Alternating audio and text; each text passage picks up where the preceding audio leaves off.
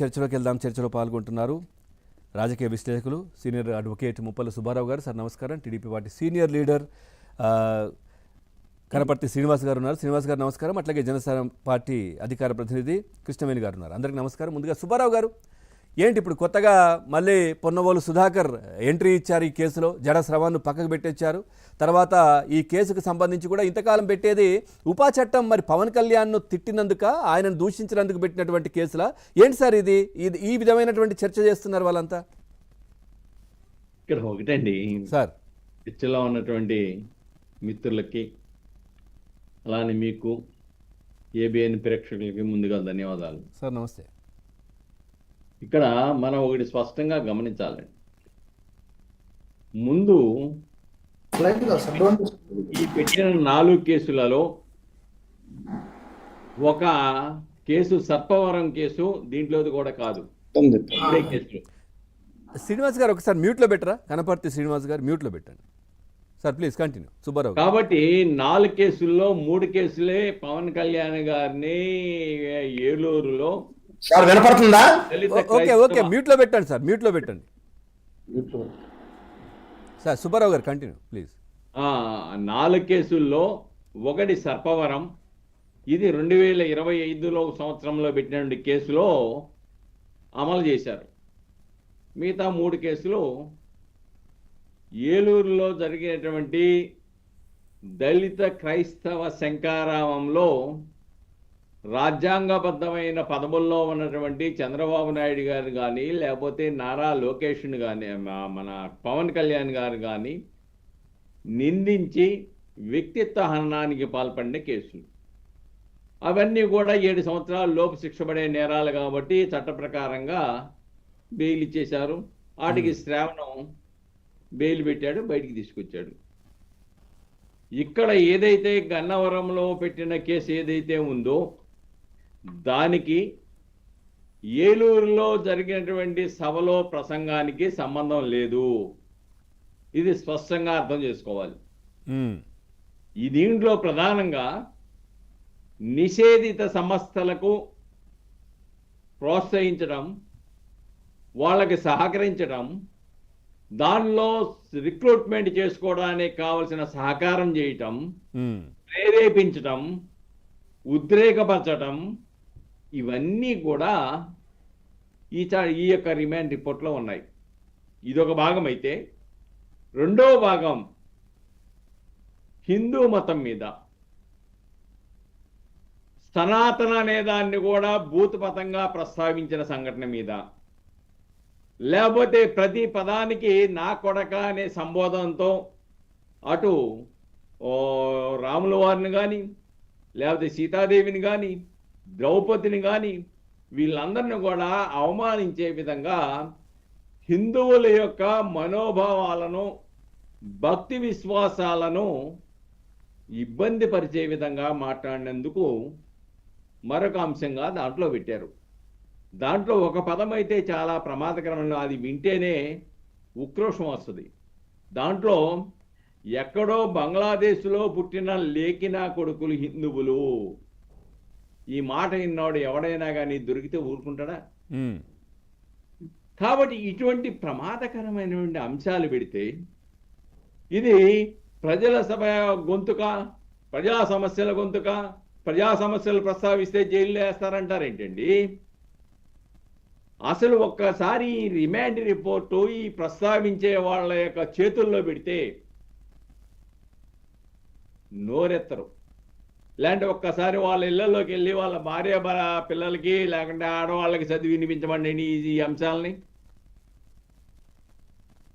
కాకపోతే విషయాన్ని ప్రక్కదోవ పట్టించడానికి, ప్రభుత్వాన్ని, కూటమి ప్రభుత్వాన్ని అబాసు పాలు చేయడానికి కుట్ర పన్నుతూ ఉన్నారు.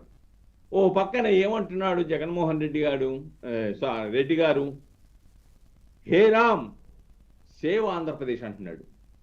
ఇంకో పక్కన ఏమంటాడు, ఏ రాముణ్ణైతే అవమానపరుస్తూ, అవహేళన చేస్తూ, భక్తి విశ్వాసాలను దెబ్బతీసే విధంగా ప్రయత్నం చేస్తున్నాడో ఆ రావణకి అనుకూలంగా అదే పార్టీకి సంబంధించినటువంటి అంబటి వాళ్ళ నాయకులు, వాళ్ళ లీగల్ సెల్ పనిచేస్తా ఉన్నారు.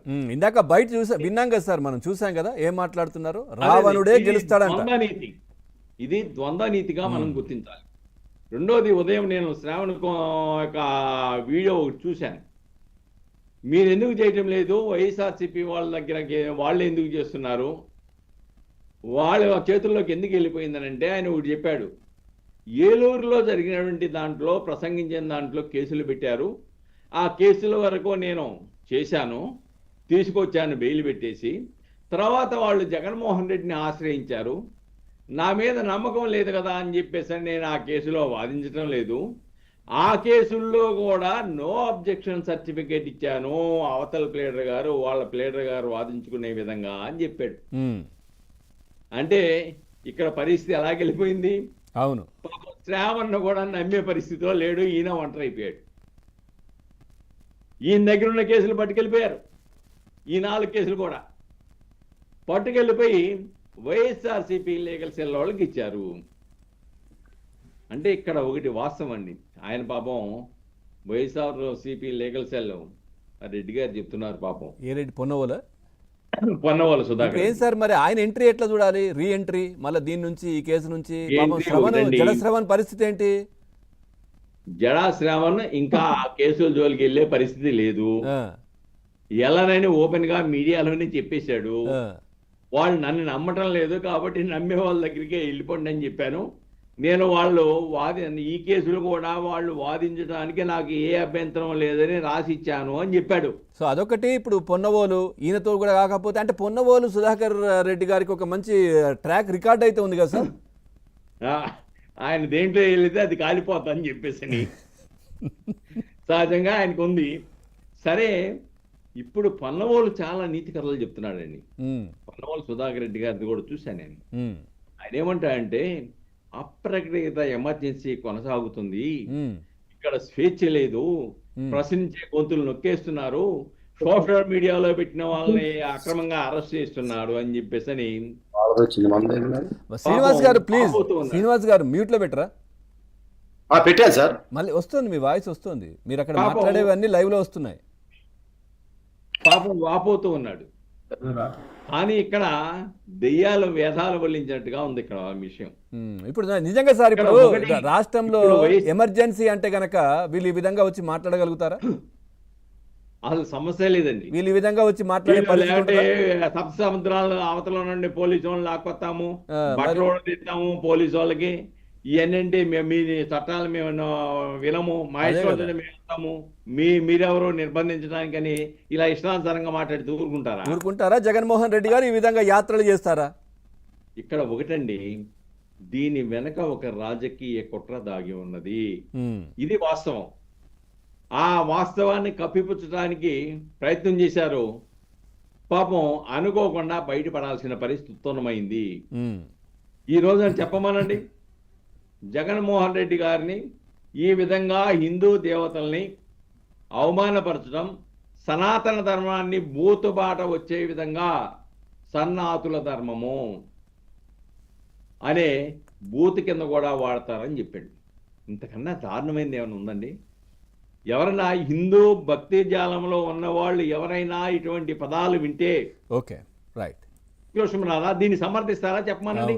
రైట్. జగన్మోహన్ రెడ్డి బహిరంగంగా వచ్చేసి ఆయన చేసినటువంటి, వాళ్ళు ఒక్క నోటి మాటతో కాదండి, ఒకవేళ ఇది ఓన్లీ కాగితాల మీద రాశారనుకుంటున్నారేమో, దీంట్లో వీడియోలు పెట్టారు, ఫుటేజీలు పెట్టారు, అలానే స్క్రీన్ షాట్లు పెట్టారు, అన్నీ కూడా పెట్టి న్యాయస్థానంలో రిమాండ్ రిపోర్ట్లు ఇచ్చారు. Okay sir.